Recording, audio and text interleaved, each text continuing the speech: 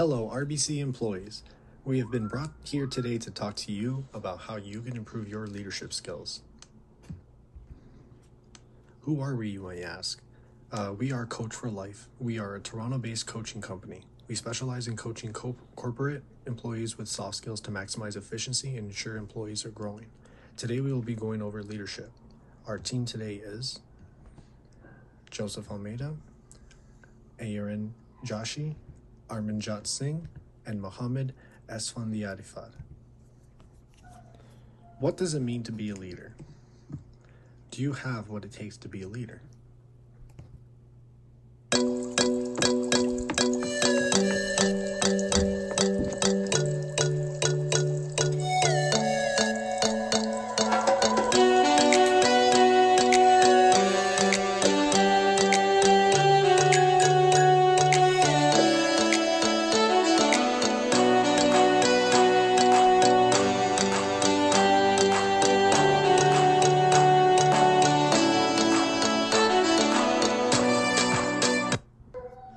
What are the different styles of leadership? The telling style, the selling style, participating style, and the delegating style. Each of these leadership styles exhibit a certain combination of the concerns for tasks and the concerns for relationship. The telling style. Leader tells follower what to do, how to do it, where to do it, when to do it, and then often would closely supervise their performance. Leader defines the roles of followers. Problem solving and decision making are initiated by the leader. There's a high concern for tasks and a low concern for relationships. Used when employees exhibit low readiness levels, which means that they're unable or unwilling or insecure, may lack education, skills, experience, confidence, or motivation. The selling style. The leader gives some direction, but also seeks input from followers. The leader attempts to hear followers' suggestions. Decision making remains controlled by the leader. Two-way communication. There's a high concern for tasks, a high concern for relationships.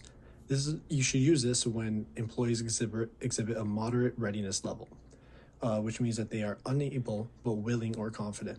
They may lack some education or experience, but demonstrate confidence, ability, interest, and willingness, which also means motivation to learn. The participating style.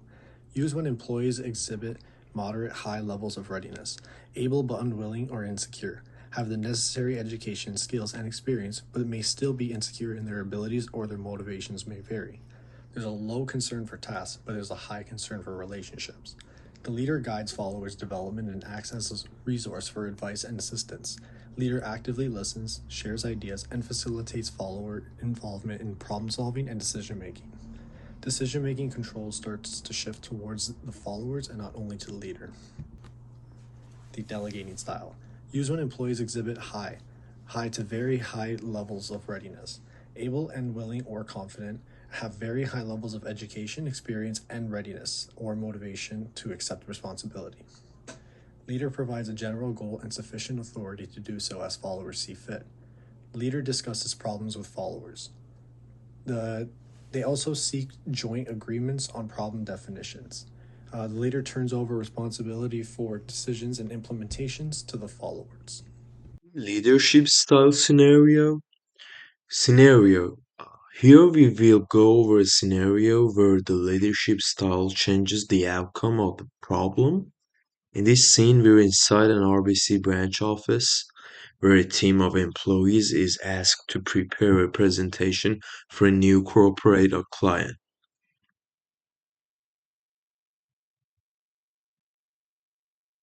In this scene, we see an example of poor leadership using the wrong style.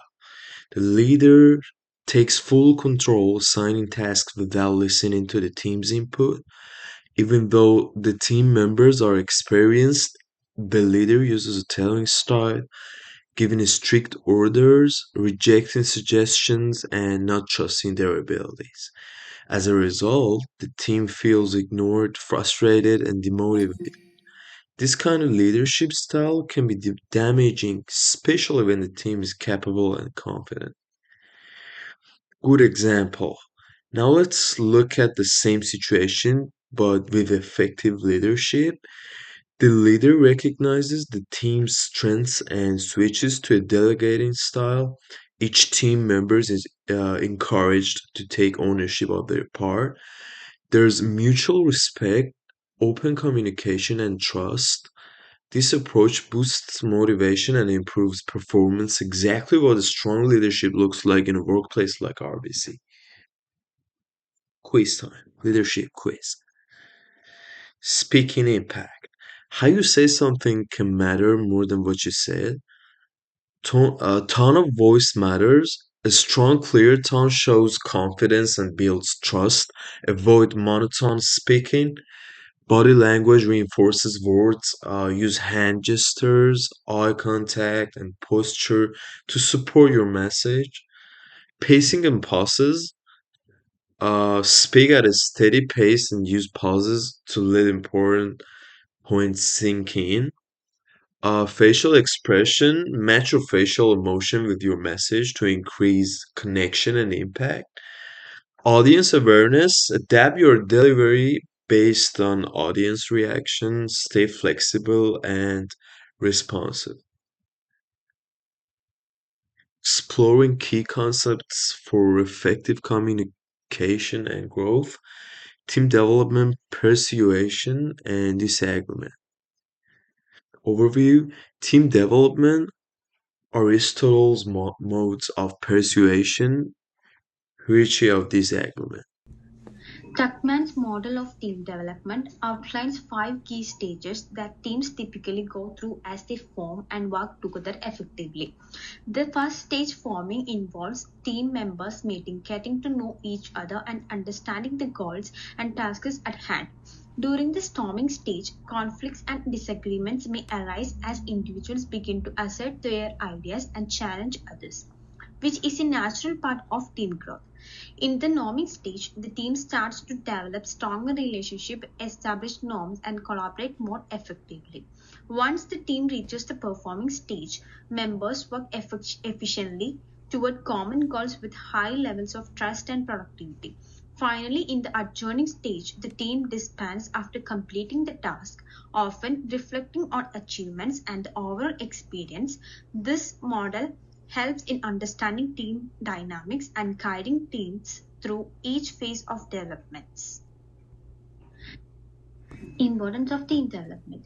Team development is crucial for building a strong, effective group that can work collaboratively toward shared goals. One of the key benefits is that it builds trust among team members, creating a safe environment where individuals feel comfortable sharing ideas and feedback. It also encourages open communication, which is essential for clarity, collaboration, and preventing misunderstandings. As the team grows and develops, it leads to increased efficiency and morale, enabling members to perform tasks more effectively while feeling valued and motivated. Furthermore, team development plays a vital role in conflict resolution, helping members understand different perspectives and other through disagreements constructively.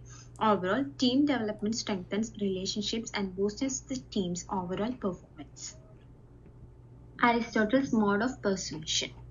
Persuasion plays a vital role in effective leadership and team member, helping leaders influence, motivate, and connect with others.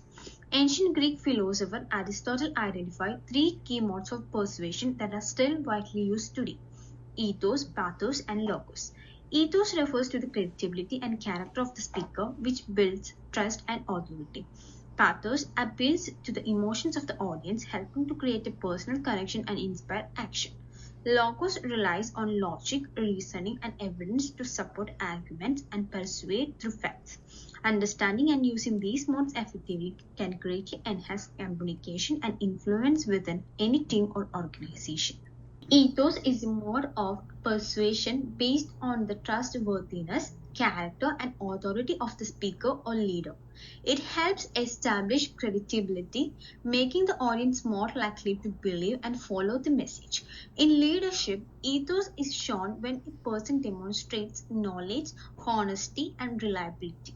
For example, a leader may build ethos by sharing their credentials, experience, or past achievements, which assures others of their expertise by presenting themselves as competent and ethical.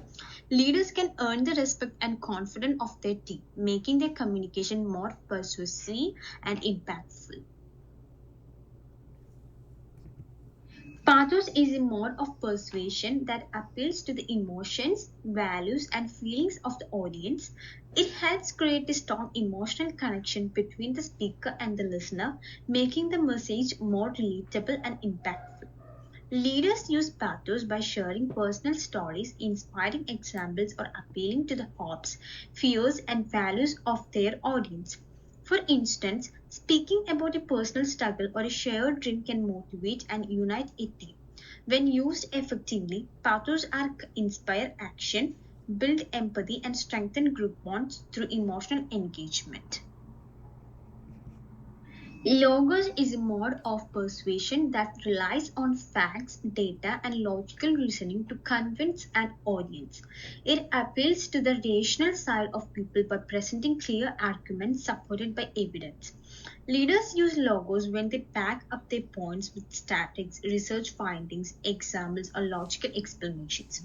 For example, using data to show the success of a strategy or outlining the step by step reasoning behind a decision helps build a strong, convincing argument.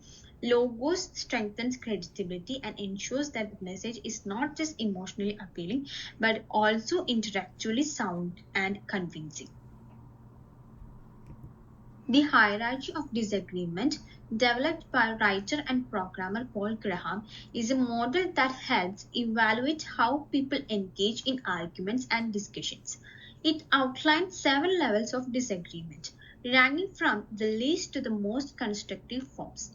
This hierarchy is useful for identifying whether an argument is helping to build understanding or simply creating conflict. Lower levels such as name calling or personal attacks are unproductive, while higher levels like refuting and central point with evidence lead to more respectful and meaningful debates. Understanding this hierarchy encourages healthy communication and more effective problem solving. The hierarchy of disagreement created by Paul Graham is a framework that shows the different ways people argue, ranked from the least to the most constructive. It helps distinguish between harmful arguments and those that lead to better understanding. The hierarchy has 7 levels, starting with the least effective from like name calling and the personal attacks, which add no real value to a discussion. As you move up, the levels become more thoughtful and respectful, such as responding to the tone contradicting or offering counter arguments. The highest and most constructive level is when someone refutes the central point using clear evidence and reasoning. This model encourages respectful and meaningful conversations by focusing on ideas rather than personal attacks. Applying the hierarchy in teamwork. Team selecting scenario. Let's apply this to a teamwork situation. Imagine your team is developing a new product. You are debating whether to include a feature that something is not needed. Bad example. In this bad example, a teammate says that's a terrible suggestion with no explanation. This leads to personal attacks and delays. This is name calling and ad hominem, low level disagreement that hurts teamwork. Now the good example. Here the teammate says our market research shows customers care more about affordability than extra features. They are using data to support their point. This is refuting the central point, a high level disagreement. The team listens, finds common ground, and moves forward smoothly. Reflect on leadership styles. To handle disagreement well, strong leadership style matters. Think about your style. Are you more direct, collaborative, or sportive? Knowing your style helps you guide your team better. In conclusion, disagreements happen, but when we focus on ideas, not people, we grow as leaders. Let's keep building good communication, respectful teamwork, and strong leadership skills. Thank you.